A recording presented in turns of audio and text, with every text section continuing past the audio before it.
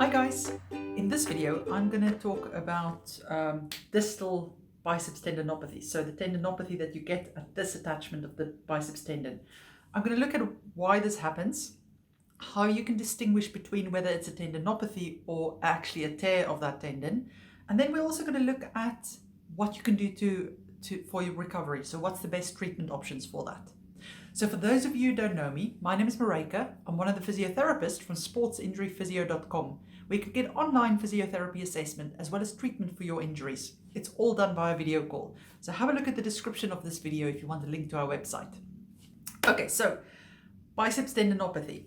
What is it? So your biceps has two heads and they each have a tendon that attaches at the top here. Now I've made a specific video about the tendon injuries you can get there. So have a look at the video list of our channel and you'll find it there. But I want to talk about the distal tendon, which is the one where the biceps comes and attaches across the elbow there. So the biceps has two functions. It flexes the arm, so it bends it up, but it also supinates your hand, which supinates is when it turns it that way. So any exercise that you do that uses elbow flexion or even that supination action can overwork that.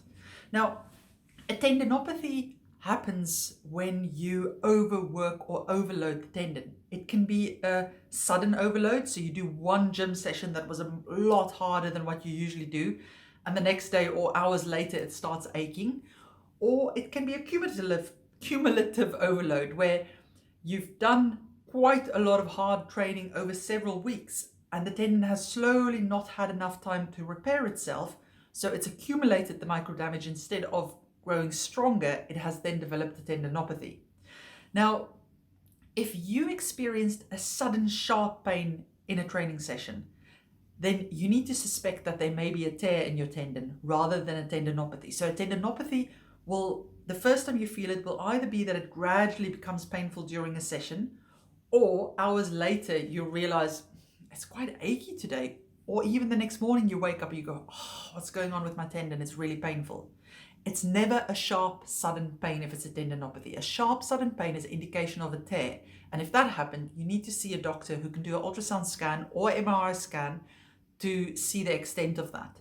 Now, you can also do the hook test. So if you tense your biceps muscle, you should feel the tendon of the biceps there, and you should be able to hook your finger underneath it like that. That's the hook test.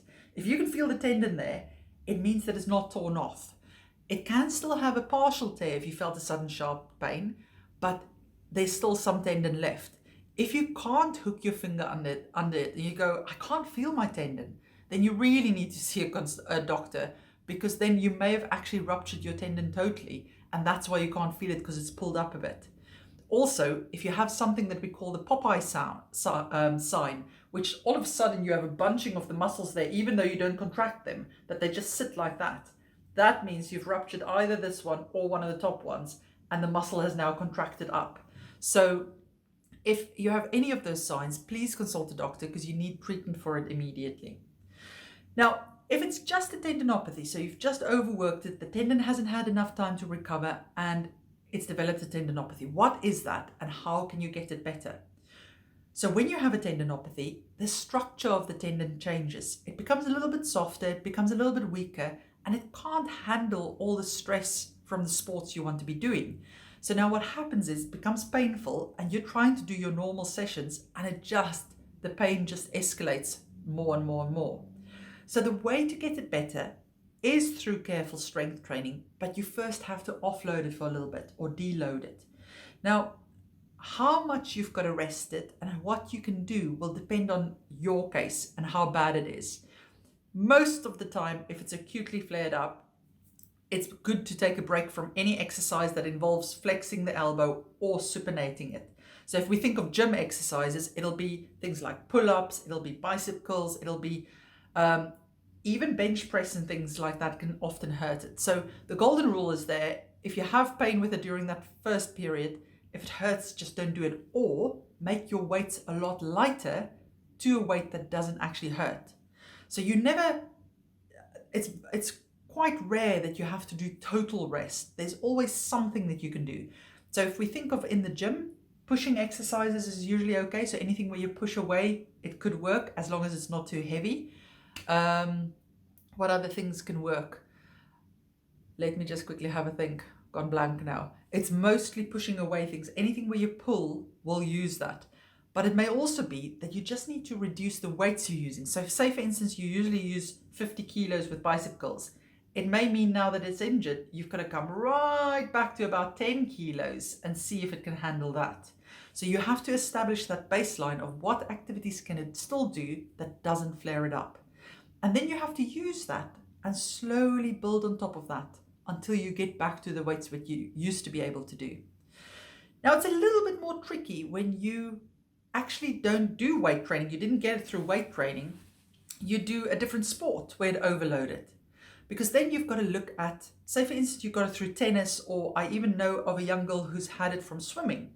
But I'll talk about kids in a minute as well, because there's a different aspect there. If it's through a sport that you use your whole body, you've got to think about, what is it? Where's the weakness in the chain? Why am I overusing my biceps tendon? What is it in my technique that I need to change, that I don't use that area so much, but make use of the rest of my body more? So have a look, have a chat with your coach if that's the case, because there's something that you need to change there. But even if you don't do weight training and you've injured it through a different sport, you still need to strengthen that area. But you have two motions that you need to strengthen. You have to strengthen the pure bicep curl with the arm facing that way, but you also have to strengthen the supination element where you turn it like that. And if you forget what the supination is, I still remember it this way after 20 years after university, that supination is when the hand is this way around that you can fit some soup in your little bowl. That's supination. So it's turning it that way. So those are the two things that you've got to strengthen.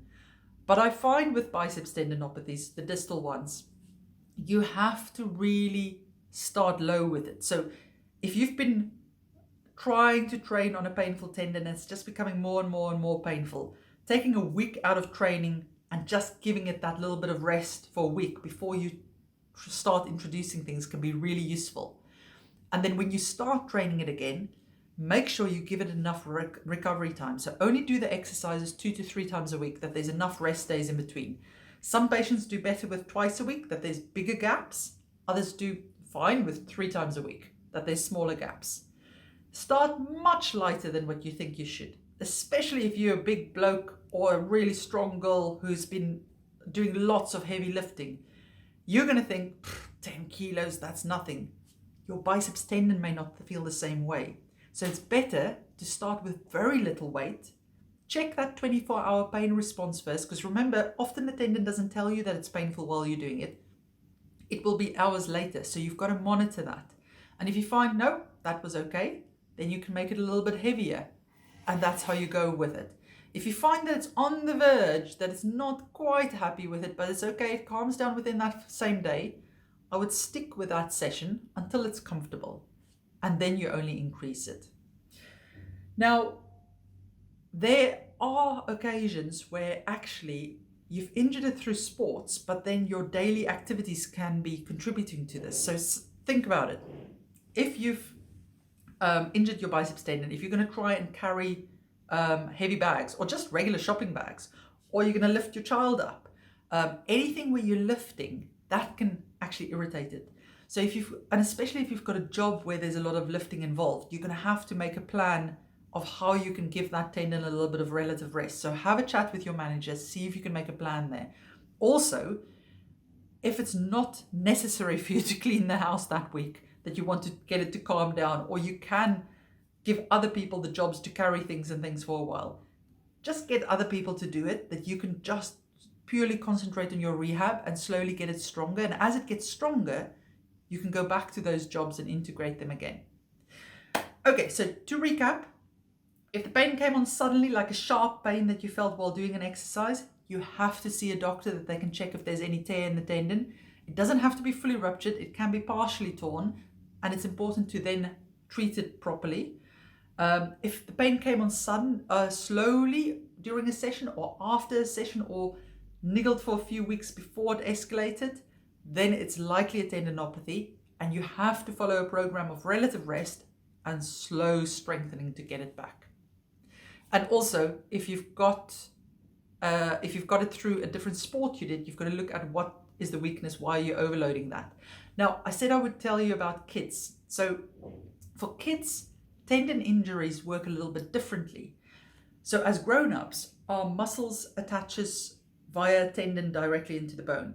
But for kids, they have a growth plate where that tendon attaches into the bone. That's soft, it's made of cartilage.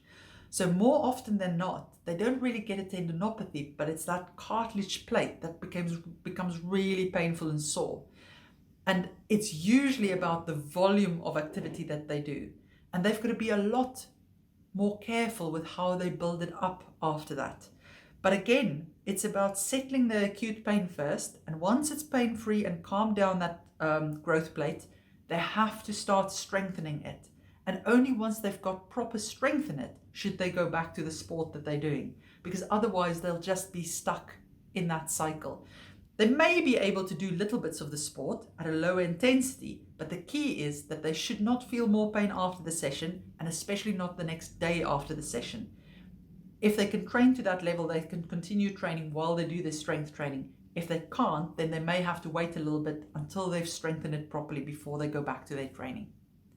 Okay, hope that was useful. Let me know if you've got any questions. Take care.